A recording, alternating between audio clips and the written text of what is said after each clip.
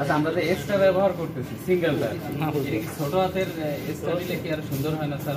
আমাদের এই মেডিয়ান নাম বড় আছে। ওকে ওকে বড় সব বড় আছে। ঠিক আছে। আপার লেটারই বেস্ট। দেখেন এটা ছিল, খেয়াল করেন কিন্তু, ঠিক আছে?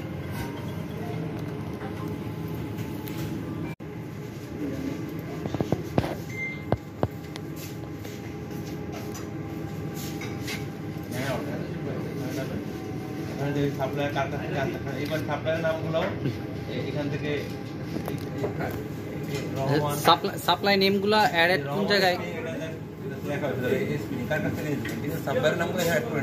না, অ্যাডটা কোথায় অ্যাড করবে এটা? হ্যাঁ,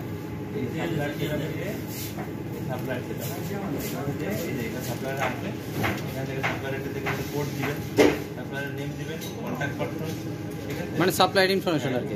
মোবাইল নাম্বারটা বলতে পারেন দিয়ে দিবেন, এখানে যে আর এখানে কি টাইপের সাপ্লায়ার, ইয়ার্ন হলে নিটিং হলে নিটিং, ঠিক আছে?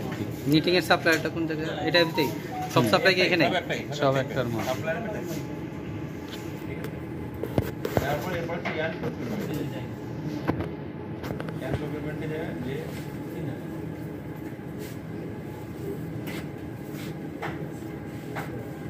প্রথম ইয়ার্নের ওয়ার্ক অর্ডার করতে গেলে এখানে বলতে হবে কার কাছ থেকে কোথাটা নেবেন। জি, প্রথমে রহমান স্ত্রী পেমেন্ট টাইমটা 90 দিন বা 30 ডেজ, কোন বায়ারের জন্য আনতে আচ্ছা, এখন আর একটা প্রশ্ন স্যার। স্যার এখানে ধরেন আমাদের যখন ইয়ানটা নেওয়া হয় তখন তো ধরেন বাল্ক আকারে ধরেন একটা পিএ নেওয়া হয়, ধরেন 100 টনের একটা পিএ নিল। এখন তো আমি তো ইনস্ট্যান্ট ধরেন আমরা জানবো না যে ধরেন আমি এই বাইরের জন্য ইউজ করব।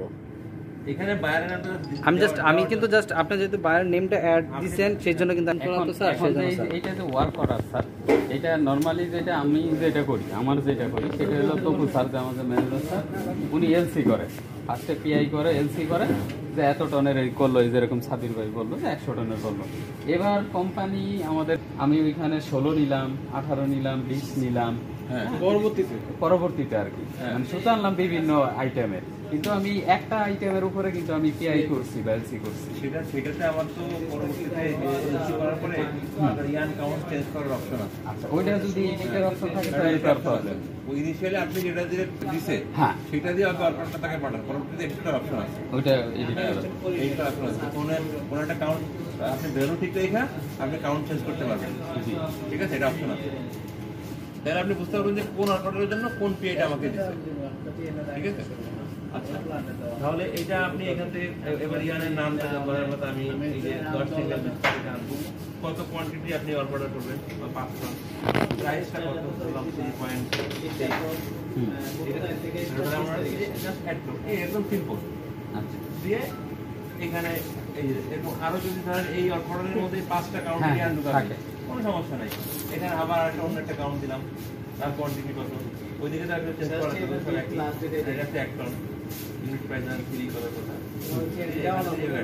যতগুলো লাগে এখানে সেট করে দিবেন। এই এটা হচ্ছে আবার একটা ইয়ার্নের ওয়ার্ক অর্ডার।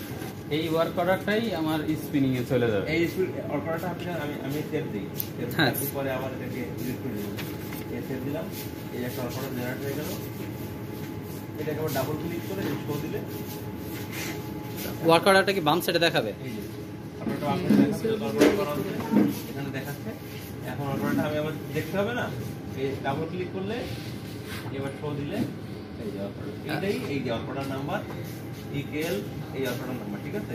ওরা যখন পিআই দিবে, পিআই এর মধ্যে অবশ্যই এটা মেনশন করতে হবে, ওদেরকে বলে দিন যে কোন স্পিনার হোক, ওই যে কারণ ওরা তো পিআই দিচ্ছে, আপনাকে কোনোটা অর্ডার এগেইনস্ট দিচ্ছে, এই দুইটা অর্ডার মিলে পিআই, তাও দুইটা অর্ডারের নাম ওখানে লিখে দিন, এবং তখন আপনি মিলাবে আপনার অর্ডারের ভ্যালু আর পিআর ভ্যালু এক্স্যাক্টলি সেম কিনা। বেশি কম হওয়ার পর সুযোগ আছে, ভ্যালু বেশি কম হয় না, কিন্তু কোয়ান্টিটি বেশি কম হয়, কাউন্ট চেঞ্জ হয়, সেটা তো বললাম এর পরে, কিন্তু ভ্যালু বেশি কম হওয়ার তো কোনো সুযোগ না, ওটা কোনো সুযোগ নেই। আপনার অর্ডারের সমান